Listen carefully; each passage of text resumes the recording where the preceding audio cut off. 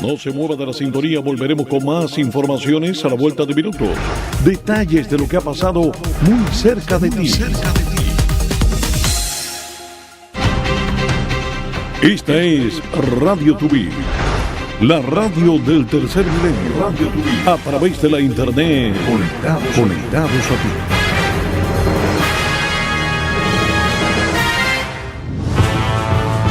No se pierda lo más importante de lo que acontece en el mundo entero. La voz más alta de Miami, en Radio Tuví, Noticiero.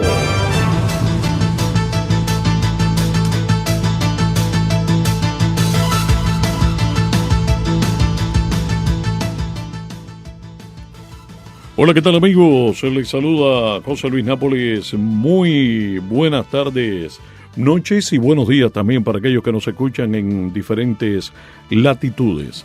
Saludos cordiales, contento de verdad de estar con ustedes en esta nuestra primera emisión en vivo de Radio Tuví, la radio del tercer milenio. Con la producción e ingeniería a cargo de nuestro colega Eric Cárdenas, estaremos abordando los aspectos más importantes en materia informativa. Una jornada, la de este lunes 30 de octubre, con muchos hechos que han sacudido la historia. Noticias importantes que tienen que ver, por supuesto, con el conflicto de Israel. El presidente del país, Isaac Herzog, ha dicho que la joven Chanel Locke fue decapitada por terroristas de Hamas. Por otra parte, en Latinoamérica, la justicia chavista suspende todos los efectos de las primarias que proclamaron a María Corina Machado como candidata a la presidencia en Venezuela. La ex asistente de David Beckham, el propietario del Inter de Miami, rechazó la versión del exfutbolista.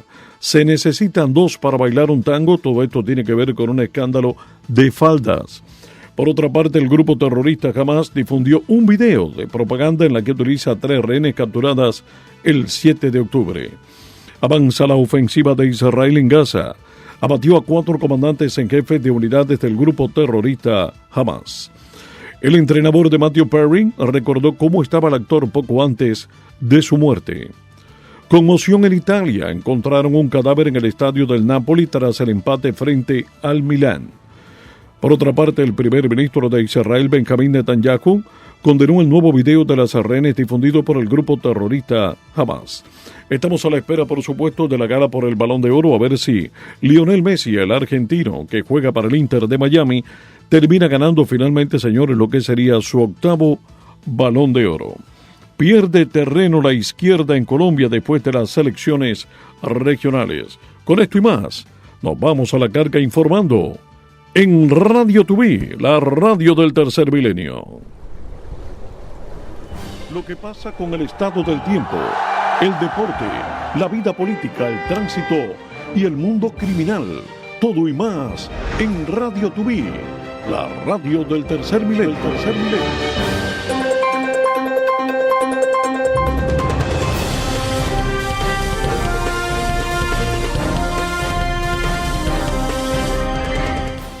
Comenzamos con las palabras del presidente de Colombia, Gustavo Petro, hablando precisamente a raíz de la conclusión de las elecciones regionales. Algunos creen que Gustavo Petro, líder de Pacto Histórico, en medio de todo el fracaso de la izquierda en Colombia, cree que fue una jornada de victorias. Escuchemos sus palabras.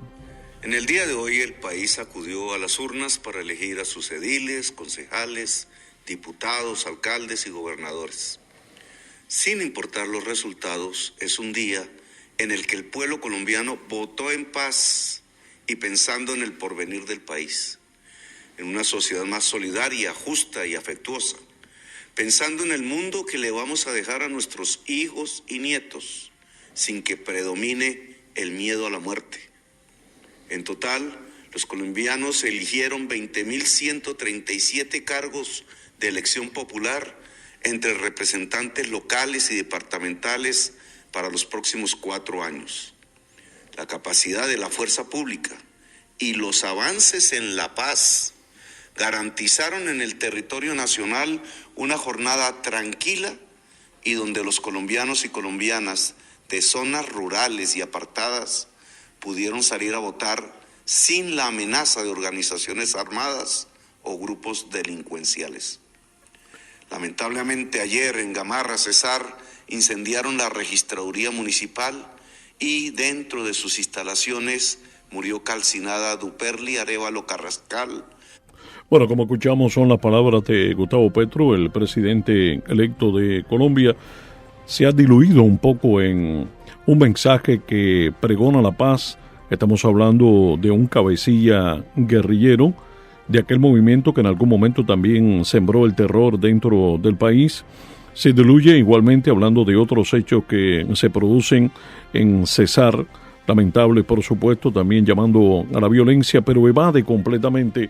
La idea principal de todo esto es cómo la izquierda pierde terreno en Colombia, como un poco antes también la perdió en Ecuador.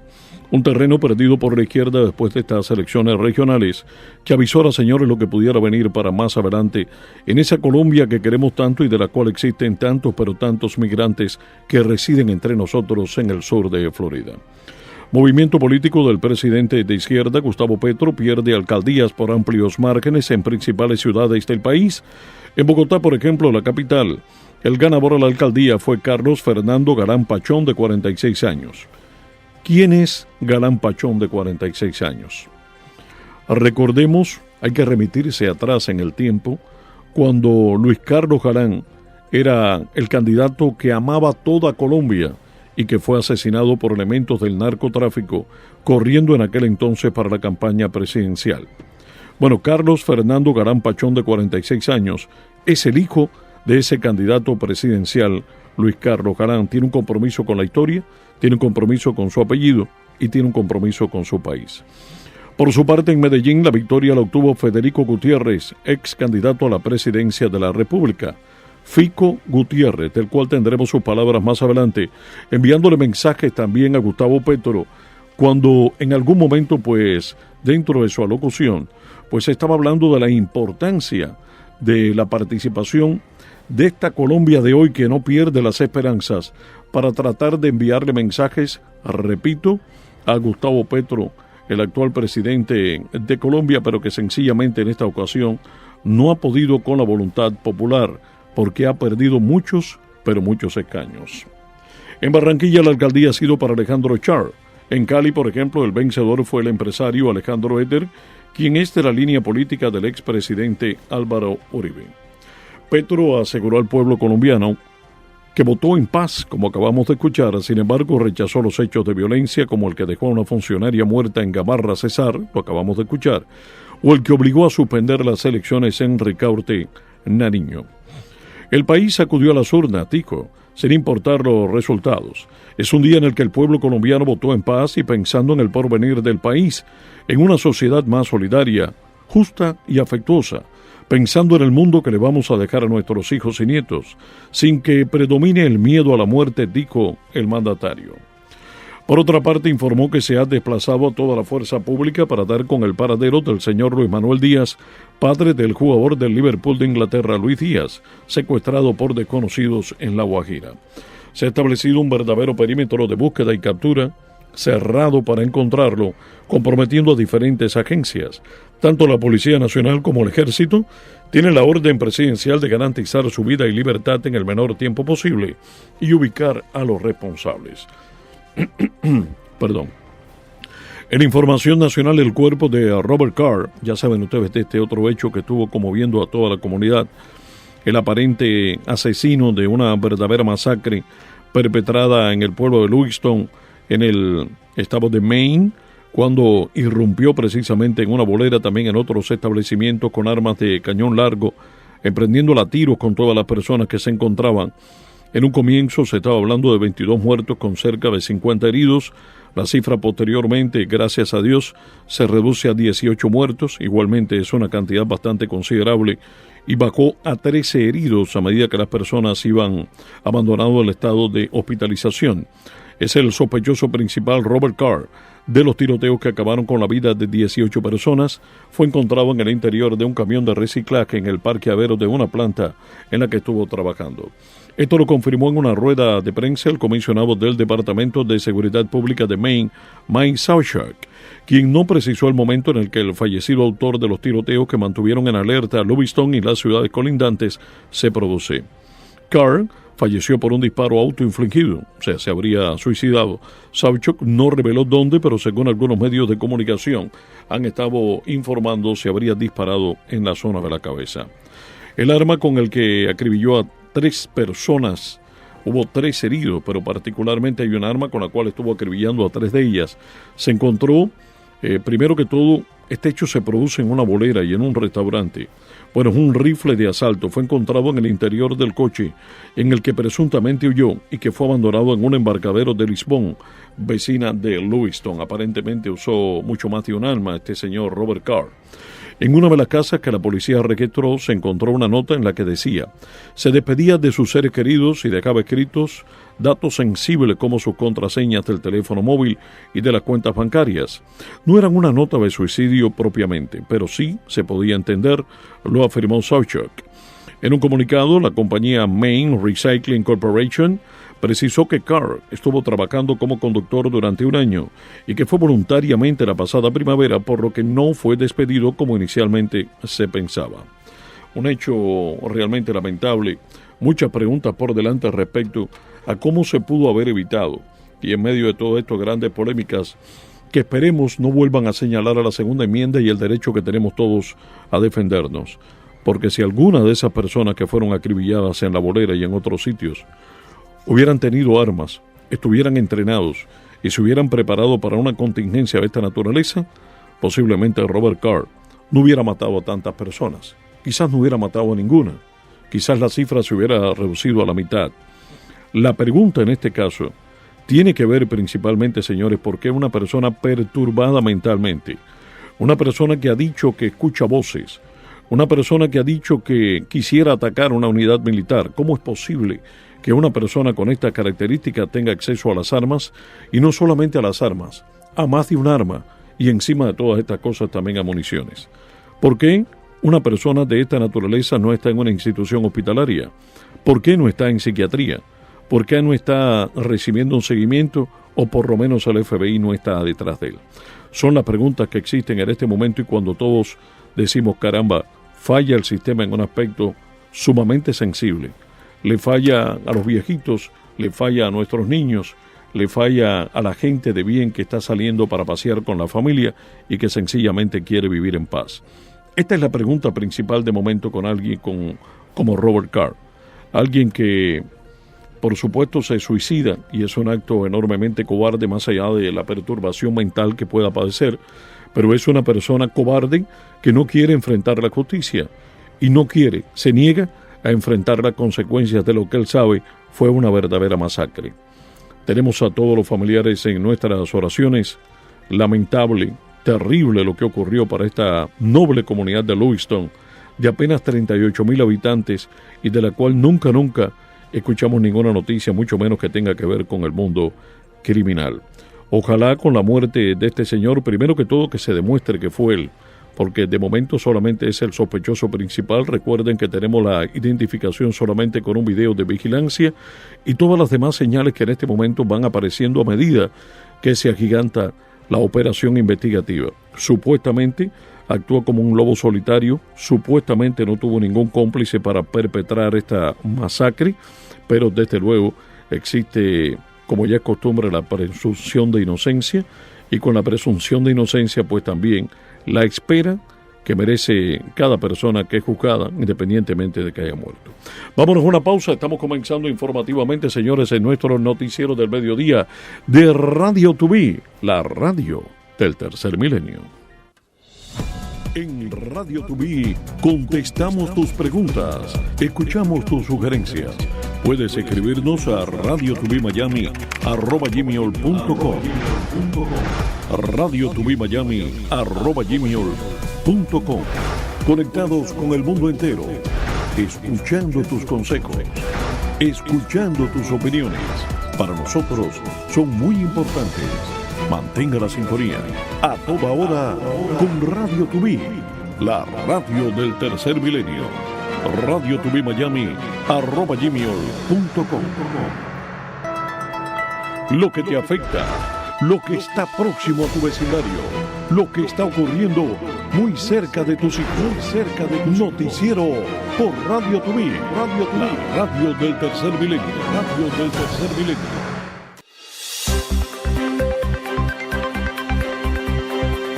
Los hechos más importantes en la historia, un día como hoy.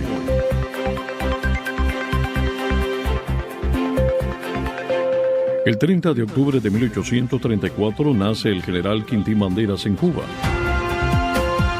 También el 30 de octubre de 1897, Bartolomé Mazó asume la presidencia de la República de Cuba en armas.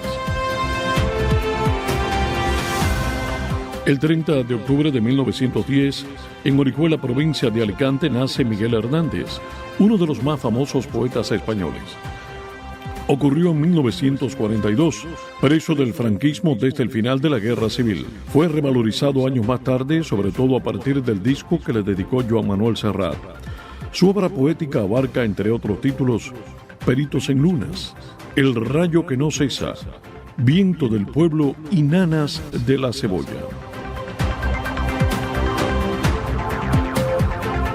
En 1938, un 30 de octubre, Orson Welles y la Guerra de los Mundos. Señoras y señores, les presentamos el último boletín de Intercontinental Radio News. Desde Toronto, el profesor Morse de la Universidad de McGill informa que ha observado un total de 3 explosiones del planeta Marte entre las 7:45 de la noche y las 9:20 pasado meridiano. La transmisión radial de la Guerra de los Mundos, The Worlds, por parte del Teatro Mercury, que encabeza Orson Welles, genera pánico en Estados Unidos. Es la víspera de Noche de Brujas y millones de norteamericanos creen que se produce una invasión extraterrestre.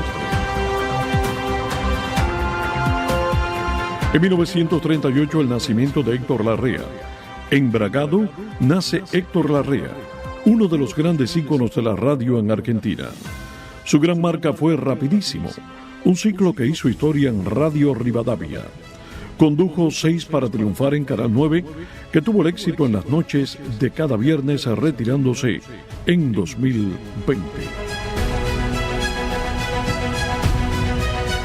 Un día como hoy, en la historia.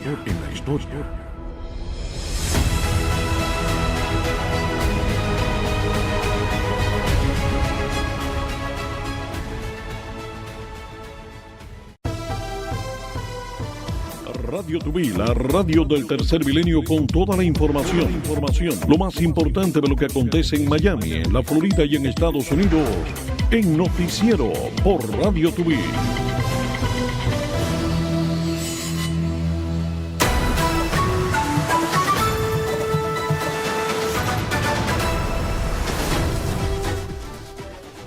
Son las 12:20. Gracias por acompañarnos en Radio Tubí, la radio del tercer milenio.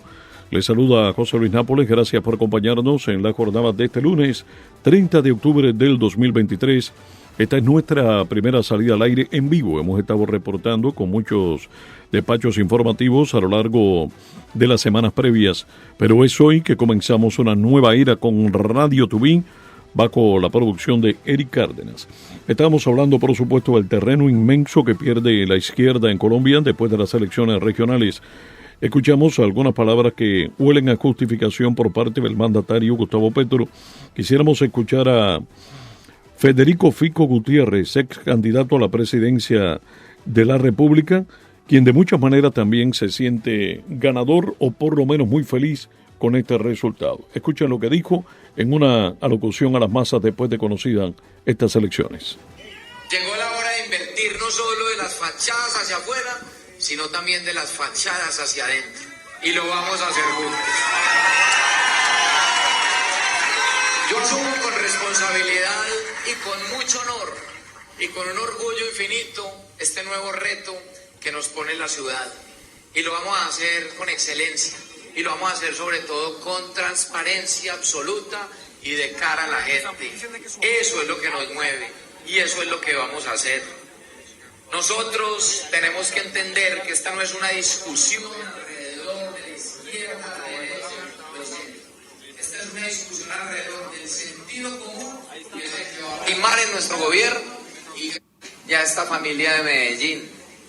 Los hijos son los que nos mueven. Y Jerito y mi mamá y mi papá desde el cielo nos están guiando. Bueno, mucha alegría por parte de gran sector de la derecha en Colombia. Queríamos no dejar de compartir con ustedes esta nota con la cual estábamos encabezando nuestro servicio de noticias. Siempre pues resulta de mucho beneplácito escuchar cuando habla el electorado, cuando de muchas maneras también se impone a una izquierda que trata de confundir, de adoctrinar y de imponer, valga la reiteración del término, sus propios dictámenes desde la silla de poder. Entiéndase desde Cuba, donde radica el cáncer primario, hasta las otras metástasis que persisten en una Venezuela terrible, en una Nicaragua también que trata de arrinconar a la misma iglesia. Hablando de Venezuela, la justicia chavista una vez más intenta hacerlo. Intenta pues aplastar, señores, la voluntad popular.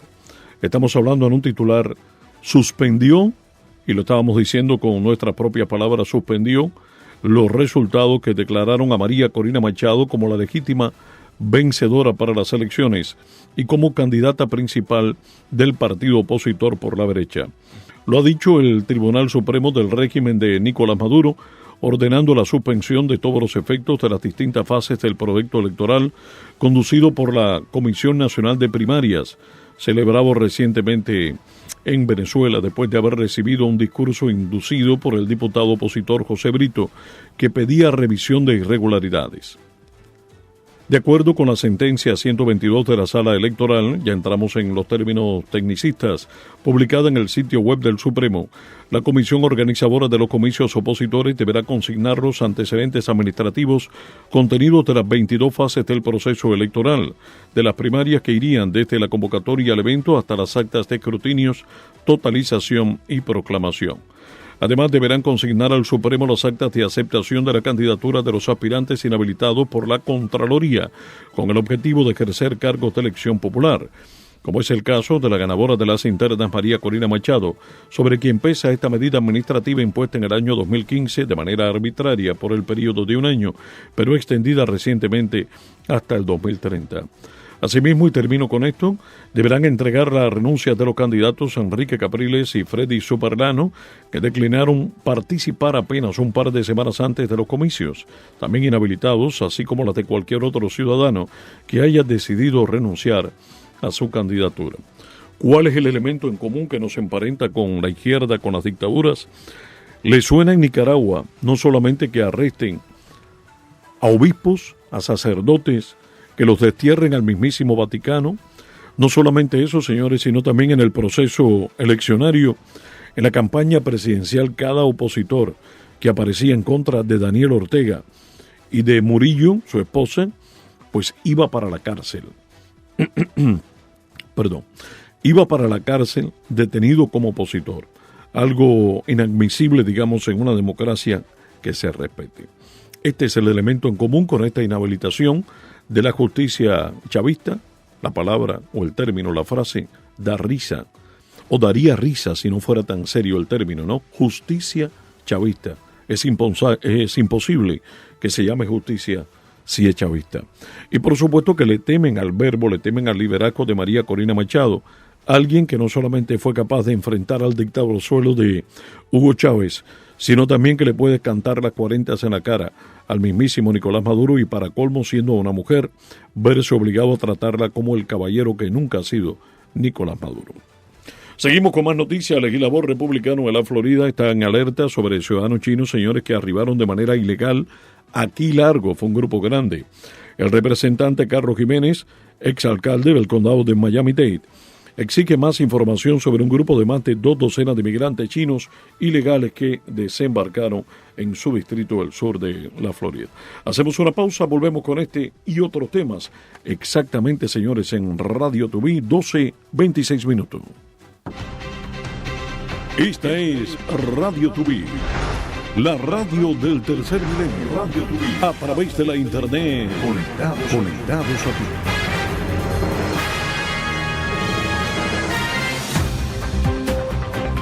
Radio Tubí, una opción para estar informado. para disfrutar de una programación variada. La abogada Mayra Jolie con ustedes. Bienvenidos a su programa Mr. Guadalupe. Y para enterarnos de lo más importante, te acompañamos a todas partes. Radio Tubí está contigo.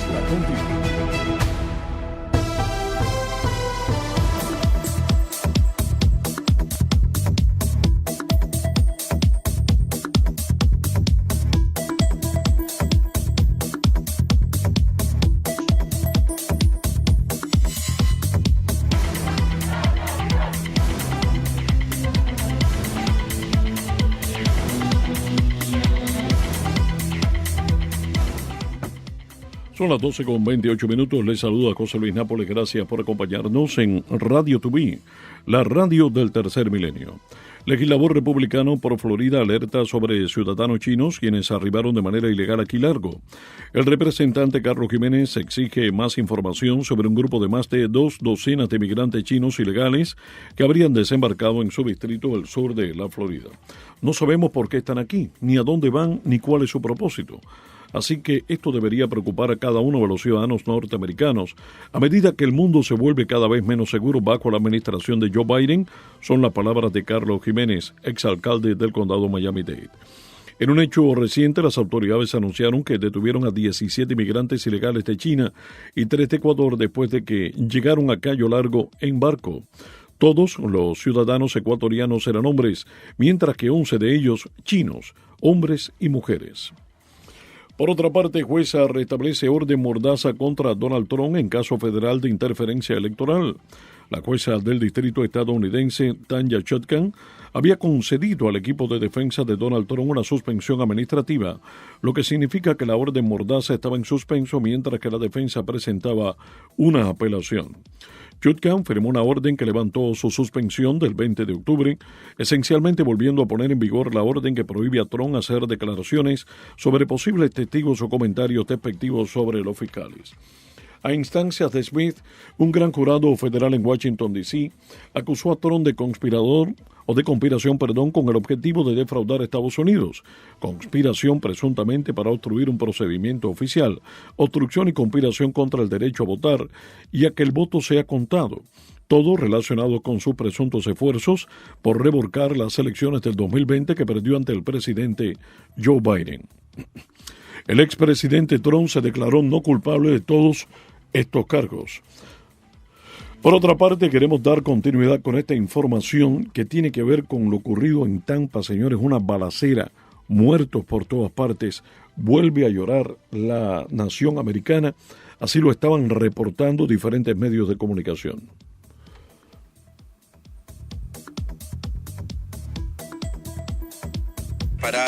Se dieron varios disparos después de esta fiesta y lamentablemente hay que hablar de 2 personas que han perdido la vida y otras 19 han resultado heridas en este tiroteo. Esto ocurrió en Ybor City. La policía de Tampa dijo que ocurrió poco antes de las 3 de la madrugada del domingo, esto en el área de la 7ª Avenida.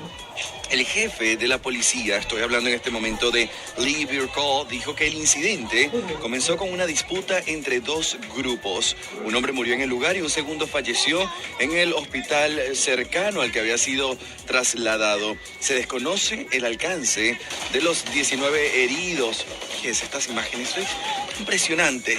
Cómo comienzan los disparos, se pierde por supuesto la imagen del video que se estaba grabando en ese momento con un celular. Esto lo podemos observar por supuesto por lo vertical y cómo comienzan de inmediato los jóvenes a correr sin rumbo. Berka dijo que una persona se entregó y que cualquier persona que tenga un video del incidente debe comunicarse con la policía, mientras aseguró que las empresas cercanas se han ofrecido a compartir sus videos de vigilancia. Es decir, en medio de este tiroteo, pues ahora la investigación está en pie.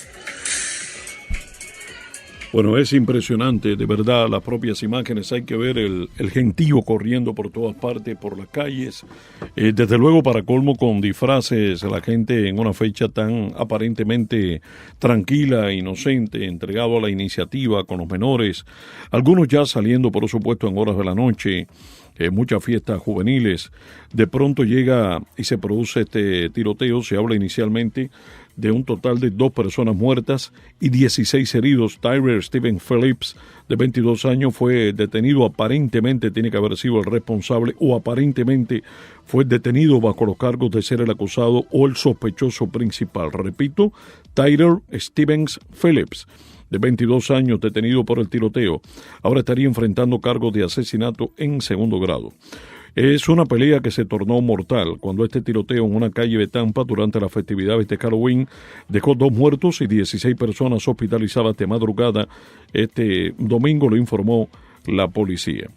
El departamento justamente de las autoridades en Tampa informó que las víctimas mortales serían un adolescente de 14 años y un hombre de 20. De los 16 heridos, 15 recibieron tratamiento por heridas de bala y la mayoría fue dada de alta. Un total de 5 heridos permanece hospitalizado. Las autoridades también han dicho que buscan a un sospechoso, pero que otro fue detenido. La persona arrestada fue identificada, repito, como Stephen Phillips Tyrell, como nombre principal. 22 años tiene este chico que estaba irrumpiendo cada uno de los sitios con armas para perpetrar la muerte, el miedo y el pánico entre las personas, muchas de las cuales salieron despavoridas corriendo a como diera lugar, algunos con un atuendo, con una vestimenta bastante incómoda. Imaginémonos que están en la fiesta del Halloween. Ya saben ustedes la enorme variedad, el gran diapasón de vestimentas que puede existir para una fiesta como el Halloween. Estaría enfrentando cargos de asesinato en segundo grado. Un hecho muy lamentable allá en nuestra frontera en Tampa. Oramos por las familias de las víctimas principales y por supuesto pedimos una pronta recuperación para los heridos que han sido víctimas directas de este incidente. Por otra parte, niegan fianza a ex policía de Miami-Dade acusada de un intento de asesinato. Esto ocurrió este fin de semana, estuvo emparapetada. Todos estuvimos realmente, señores, en vilo, viendo qué podía ocurrir en una comunidad tranquila, un vecindario aparentemente tranquilo del sur de la Florida, cuya calma quedó sacudida completamente por este incidente. La teniente retirada Evelyn Fernández, que fue arrestada después de haber disparado contra su exnovio y atrincherarse durante horas en una casa, compareció finalmente en corte. Fernández fue acusada de intento de asesinato en primer grado con un arma mortal, resistirse a un oficial con violencia, agresión a un oficial de la policía, 3 cargos de haber disparado su arma desde un vehículo y 3 cargos más de haber disparado un artefacto mortal. Había algunas notas que estaban diciendo disparar un misil, pero tiene que haber sido un proyectil de gran potencial, pero me niego a creer que se trate de un misil. De acuerdo con la policía, Fernández tuvo un desacuerdo con su exnovio, quien también es un ex agente de la policía, y le disparó sin herirlo, impactando solamente su vehículo. O sea, el disparo fue de ella para él. El novio o el exnovio, también ex agente de la policía, no tiene nada que ver, o sea, fue directamente una víctima, por lo menos, de los hechos más violentos. Después huyó del lugar, se atrincheró en el ático de una casa en el suroeste de Miami. La víctima le dijo a la policía que Fernández lo ha estado acosando en múltiples ocasiones. Cuando decimos la víctima, estamos hablando del exnovio. Recientemente terminaron su relación de pareja de 1 año y medio, y desde entonces Fernández ha seguido un patrón de conducta contra la víctima, causándole daño emocional. Esto lo indica el reporte policial. El exnovio, termino con esto, también mencionó que Fernández amenazó con matar a sus hijos frente a él. Hace 2 semanas, señaló el reporte. Por supuesto que es un hecho que va a generar mucha información, también las tensiones que vienen consigo, porque la investigación tiene que arrojar la gran verdad sobre este incidente, que de momento, más allá de las balas, comienza ahora con una disputa verbal, guerra de palabras, primero que todo por el exnovio, que es quien tiene la posibilidad de manifestarse delante de las cámaras y micrófonos. Después hablará, si es que el abogado se lo permite, esta persona que fue arrestada y sospechosa principal, Evelyn Fernández. Por otra parte, vámonos a Cayalí. Autoridades de la ciudad que progresa presentaron una exposición en busca de participación del público y de la empresa privada en el diseño de un plan maestro de desarrollo urbano para el 2050. Nos vamos a la pausa y posteriormente volveremos con noticias del ámbito local. También viene en camino deportes que estarán con nosotros, como ya es costumbre, sobre las 12:45. Lo que pasa con el estado del tiempo, el deporte, la vida política, el tránsito y el mundo criminal. Todo y más en Radio Tubí, la radio del tercer milenio.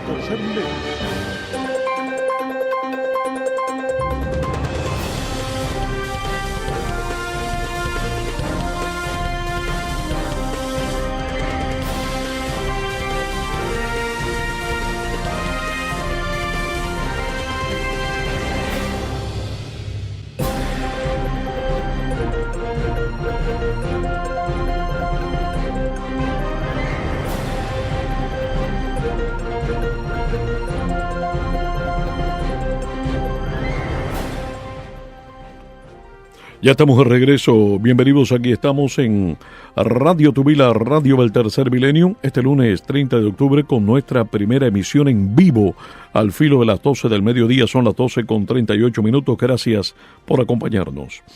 Autoridades de la ciudad de Jayalía han presentado una exposición que busca la participación del público y de la empresa privada en el diseño de un plan maestro de desarrollo urbano para el 2050.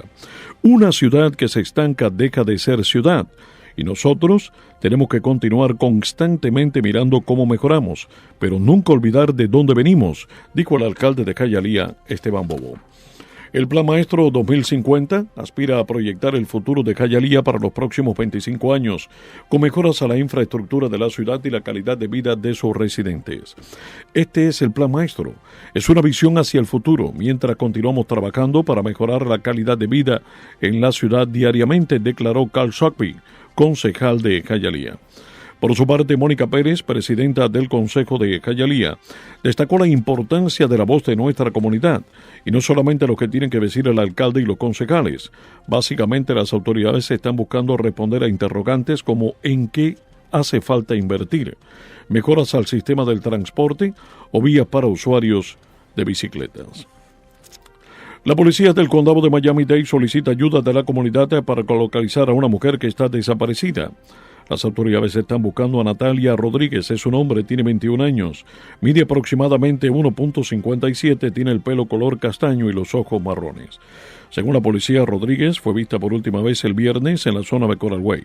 Se pide a quien tenga información que llame a la policía de Miami, 305-603-6300. Repito la información, 305-603-6300. Hoy queremos compartir una nota de dolor de la cual tuvimos conocimiento en los últimos minutos. Murió en Miami la legendaria cantante cubana Olga Llorens. Falleció a la edad de 99 años a consecuencia de una insuficiencia respiratoria. Celebramos que vivió su vida a plenitud y agradecemos el haberla tenido por tantos años, comunicó su hija mayor. La legendaria cantante cubana Llorens murió la noche de este viernes a la edad de 99 años. Popular cantante con una carrera que se extendió por 8 décadas, falleció en su casa en Miami, rodeada de sus seres queridos, según dijeron sus familiares en un comunicado.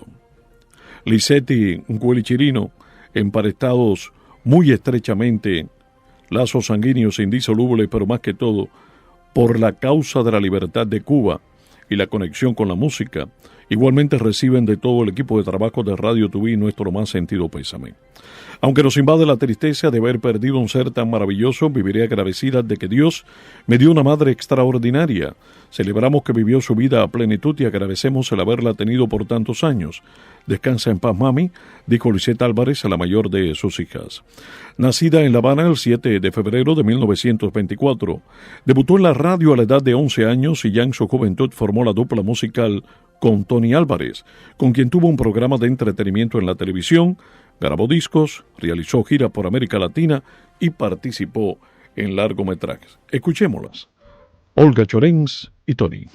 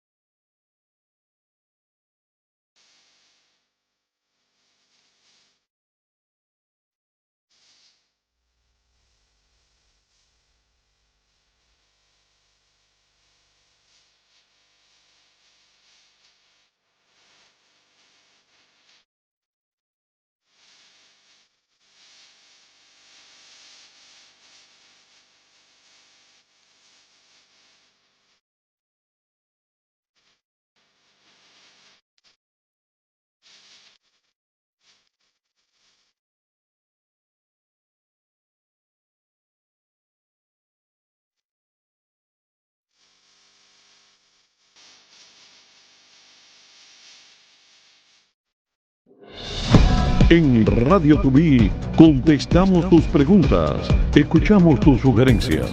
Puedes escribirnos a radiotubimayami@gmail.com, radiotubimayami@gmail.com.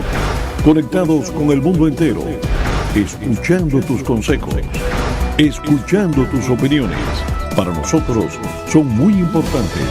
Mantenga la sintonía a toda hora con Radio Tubí, la radio del tercer milenio.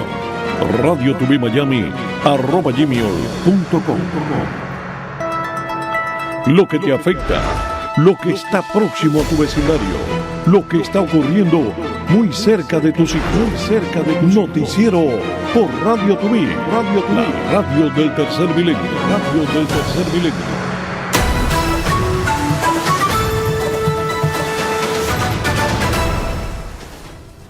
Hola, ¿qué tal amigos? Gracias por contactar con nosotros. Les saluda José Luis Nápoles. Qué bueno que nos están acompañando. Saludos cordiales para nuestros oyentes. Daniel Darias está con nosotros preguntando sobre el arresto de un ciudadano de origen cubano que se habría producido en el área de Tampa. Efectivamente, Arias arrestan a este camionero que robó un cargamento de licores valorado nada menos que en $1 millón. El remolque fue encontrado en Hialeah, sin embargo el arresto fue en el condado de Hillsborough y el hombre se llama Ángel Artiles Rivas, de 33 años, efectivamente de origen cubano. Según las autoridades no actuó solo, por eso están buscando a una mujer identificada como Ruth Meli Cardero, tiene 54 años Ruth. Entre el 7 y el 10 de julio se había producido. Ángel y Ruth atacaron un centro de distribución de licores en Gibsontown y de allí se llevaron las bebidas en 2 semirremolques que fueron finalmente encontrados en el área de Hialeah.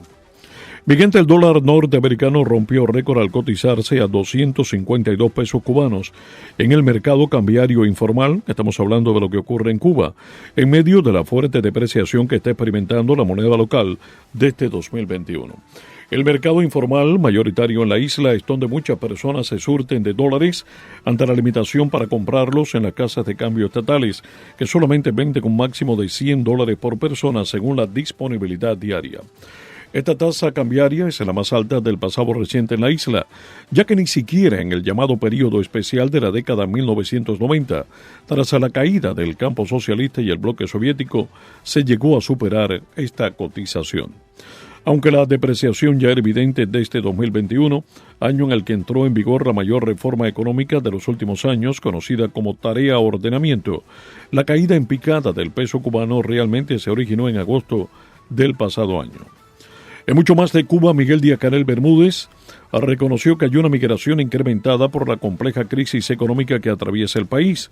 El mandatario, sin embargo, volvió a señalar al gobierno de los Estados Unidos como único y máximo responsable. Dijo que la política de máxima presión del gobierno de Estados Unidos induce a un éxodo ilegal, inseguro y desordenado. Su andanada de justificaciones continuó diciendo que en varios momentos y sobre todo cuando la isla ha estado bajo crisis económica, se han producido los flujos migratorios excesivos. Durante una comparecencia en la televisión estatal en la que abordó diversos temas de la problemática actual en la isla, recordó igualmente los flujos migratorios de los primeros años de la revolución en la década de los años 60, el puente marítimo Mariel Florida 1980 y la llamada crisis de los balseros en 1994. Bueno, ya sabemos la manera de ver las cosas, como en ese adoctrinamiento que no termina, pues desde luego todo se enmarca desde la posición de víctimas, diciendo siempre que el malo es los Estados Unidos, cuando gran parte de los productos que entran en Cuba proceden precisamente de este gran enemigo, de este gran demonio, como quieren calificar, más allá de las remesas, del dinero y todas estas vías para recaptar la moneda libremente convertible, como le llaman a la moneda dura en Cuba. Según algunos medios de comunicación en Internet, el actor cubano Carlos Mazzola anunció su futura salida de Cuba hacia los Estados Unidos con el Parol Humanitario, un programa en el que ingresó gracias al patrocinio de su primo Eduardo Mazzola, quien reside en California. En el pasado, Mazzola ha criticado a la dictadura en Cuba y ha pedido libertad para los más de 1,000 presos políticos encarcelados en la isla, provocando la censura del régimen y el distanciamiento con su prima Edith, aliada de la cúpula castrista y presentadora de determinados programas de radio y televisión, Edith Masol. Bueno, Carlos resaltó que todavía muchos actores y músicos cubanos están alineados con el gobierno como amparo en la búsqueda de la popularidad. En este sentido, el actor llamó a sus colegas a decir lo que verdaderamente piensan y a no continuar caminando por la llamada alfombra roja inexistente del régimen con el salario mísero que les pagan. Fuerte y directas las palabras de Carlos Mazola, a quien no le queda otra alternativa que salir de territorio cubano, precisamente por decir la verdad. Vienen los deportes y este tema de José Adolis García nos dice mucho respecto al protagonismo del Bombi de los Rangers de Texas.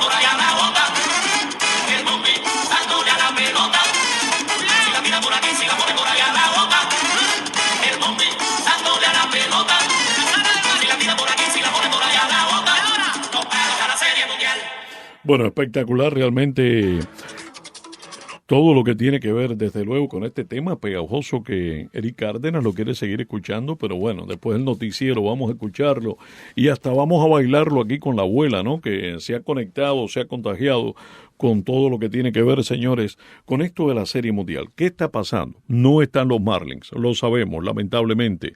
Seguimos las incidencias de los peces durante toda la temporada, pero han llegado los Diamondbacks de Arizona, que vienen siendo el underdog, digamos el equipo, el pariente pobre, el equipo pequeño que no es favorito, no lo fue, ni contra los Cerveceros de Milwaukee, le ganaron por barrida, tampoco lo eran contra los Dodgers de Los Ángeles, le ganaron por barrida, y después solamente perdieron 2 partidos, señores, contra el equipo de los Phillies de Filadelfia. Ahora arrancaron por lo menos con división de honores los Diamondbacks de Arizona. Estuvieron muy cerca de ganar el juego número 1, precisamente lo impidió el Bombi García, el pelotero cubano que es el jardinero right fielder, que patrulla para el equipo de los Rangers de Texas en un partido en el cual terminó bateando de 5-4 y conectando un cuadrangular para dejar tendido en el campo a los Diamondbacks de Arizona. Pero el veneno de la serpiente continúa y ahora con cianuro se imponen en el segundo partido con un marcador bastante amplio, una pizarra de 9-1, bateando el equipo que presumiblemente no tiene la gran ofensiva. Hoy por los Rangers de Texas se estará lanzando el gran veterano Max Scherzer, un hombre que tiene una derrota en la postemporada y el promedio de limpias no es bueno, 9.45. Estará enfrentando al jovencito Brandon Pfaadt. La serie se está jugando en Arizona. Brandon Pfaadt no tiene victorias, no tiene derrotas, 2.70 en el promedio de carreras limpias, pero desde su brazo y juventud de apenas 25 años ha hecho las cosas muy bien. Tiene 22 ponches en 16 y 2 tercios. En cuanto a los Dolphins de Miami, recuerden ustedes, el equipo ha comenzado muy bien, los demás están de capa caída, 6 victorias de 8 posibles en el arranque de la temporada para el fútbol de la NFL. En cuanto al baloncesto, no anda bien nuestro Miami Heat, apenas comenzando la temporada, en un recorrido más que largo en el cual tendremos informaciones más adelante y con frecuencia, posiblemente de José Pañeda, la voz en español de nuestro Miami Heat. Son los deportes en Radio Tubí.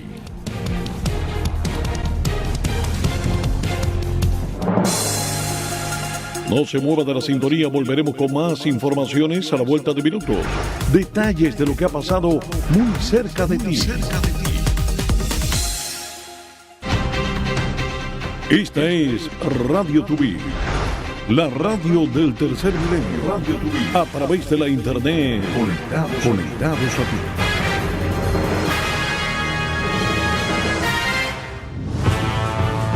No se pierda lo más importante de lo que acontece en el mundo entero. La voz más alta de Miami, en Radio Tubí, Noticiero.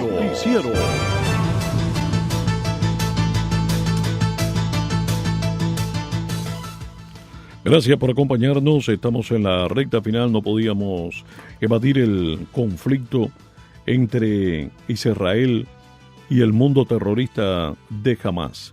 Tensión por los 239 rehenes que están en Gaza, las condiciones que busca imponer Hamás y la respuesta de Benjamín Netanyahu, el primer ministro de Israel. La organización terrorista reclama que Israel detenga las operaciones bélicas en la franja y ordene la libertad de miles de presos palestinos. El premier de Israel no quiere suspender la ofensiva todavía y lamentó la cruel propaganda psicológica de Hamás, raya ISIS. O sea, siempre ha estado emparentando a ISIS con Hamás, porque francamente tienen una conexión muy estrecha, ya saben ustedes, con bases de operaciones desde el comando de Irán, pero también con bases de operaciones en cada uno de los países fronterizos, particularmente el Líbano, donde también han estado concentradas las fuerzas de Hezbollah. 239 rehenes, algunos han muerto, lamentablemente hoy se estaba confirmando la muerte de una ciudadana alemana que tiene la doble ciudadanía, también por supuesto compartiendo la israelí. La información procedente de Qatar fue acertada por la Casa Blanca Netanyahu, que a su vez se le puso a consideración de su ministro de Defensa Galán y del líder de la oposición Benny Gantz. Netanyahu, Galán y Gantz, un general con reconocida experiencia bélica, integran el denominado Gabinete de Guerra, un resorte político-militar creado después del ataque terrorista el 7 de octubre. No es la primera vez que Israel intercambia rehenes propios por presos palestinos acusados de ejecutar acciones terroristas, pero en las actuales circunstancias Netanyahu duda en ejecutar un acuerdo con Hamás, negociado por Qatar y monitoreado en conjunto con Israel y Estados Unidos. El primer ministro rechaza la suspensión de la ofensiva sobre Gaza, una condición sine qua non que presentó Hamás a la Cancillería de Qatar. Los terroristas que conducen a Hamás ya saben la posición de Netanyahu y machacan sobre el punto para crear una fuerte tensión política entre el premier, los familiares que tienen rehenes cautivos y la propia opinión pública de Israel. En medio de todas estas cosas, pues por supuesto también la información que tiene que ver con Israel ha reportado sobre una operación terrestre. Ha cambiado para muchos el curso de la guerra. Se dice que ya estarían cerca de la capital de Gaza, en un avance tremendo de la ofensiva de las fuerzas de Israel, anunciando que sus tropas abatieron a 4 cabecillas del grupo terrorista Hamás en la franja de Gaza, entre ellos a un comandante de sus fuerzas navales. Los fallecidos, según detalló el comunicado, son Yamil Baba, un comandante de las fuerzas navales de Hamás, Muhammad Safadi, comandante de una unidad de misiles antitanque, Muhammad Hijazi, un destacado miliciano encargado del lanzamiento de misiles antitanque, y Muhammad Audalá, destacado miliciano del Departamento de Producción del grupo islamista. El ejército explicó además que sigue ampliando operaciones terrestres en la franja de Gaza y detalló que varias células terroristas que intentaron atacar a las fuerzas fueron neutralizadas por las tropas con el apoyo de helicópteros y drones de la Fuerza Aérea. Estas y otras informaciones en Radio Tubí.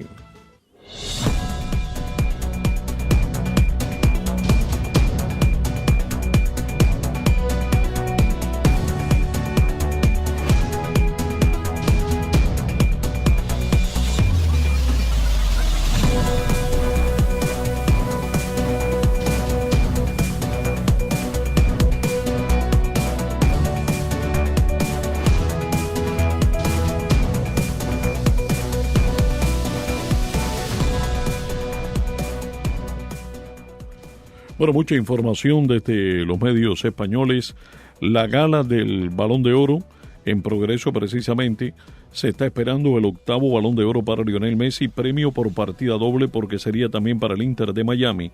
No solamente en caso de conquistarlo Messi, sino también la copa que ya ganó el Inter de Miami, que posee en este momento los derechos y tiene bajo contrato al que para muchos es todavía el mejor jugador de la historia a pesar de su edad. Sería premio por partida doble. El Inter sigue muy de cerca lo que acontezca en la gala del Balón de Oro, señores, esta noche en la noche europea, que es la tarde nuestra. En caso de que Messi gane su 8º premio, la franquicia de Beckham pudiera salir bastante, pero bastante beneficiada. Hemos estado pendientes, por supuesto, a ver en qué termina todo esto. Estamos tratando de hacer una actualización. Ya saben ustedes, de momento los máximos candidatos, no solamente Leo Messi, también Vinicius Jr., Erling Haaland, Kylian Mbappé y Kevin De Bruyne. El hombre con mayor cantidad de títulos, Haaland, con un total de 4, terminó en cuanto a los premios individuales con la bota de oro, el MVP en la Liga Premier y goleador de la Champions League, también en diferentes torneos. En el caso de Messi fue ganador del premio de Best y MVP en la Copa del Mundo, que tiene todo el peso, ya saben ustedes, en cuanto a los títulos colectivos con un total de 3. En esto está empatado con Haaland, está empatado con Vinicius y está empatado con Kevin De Bruyne. En lo particular, yo creo que en medio del gran vacío que se está viviendo en el viejo continente en cuanto a la conquista y al destaque de manera individual por parte de varios de estos jugadores, creemos que Lionel Messi las tiene todas consigo para llevarse, sobre todo por el peso, por la gran influencia que trajo la conquista de Argentina de la Copa del Mundo, la tercera para la formación albiceleste y la primera para Lionel Messi en lo particular. Esperemos, por supuesto, mañana estaremos resumiendo lo acontecido en la gala del Balón de Oro y también estaremos pendientes, como ya es costumbre, de lo máximo en importancia en materia de noticias en nuestra revista informativa de cada mediodía. Mantenga la sintonía con Radio Tuví.